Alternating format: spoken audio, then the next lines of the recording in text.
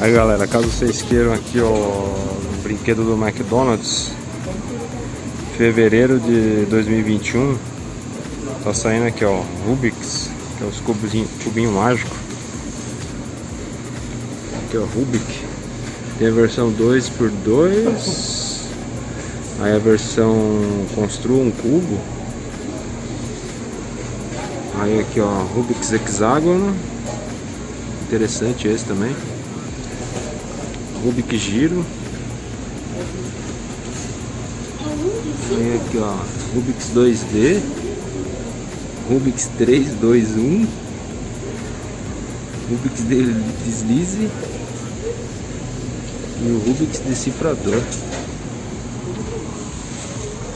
Aqui, tá saindo aqui ó. Vocês falam qual que vocês querem, qual que vocês gostaram. Beleza? Me manda aí. Dá um toque aí qual que vocês gostaram mais aí.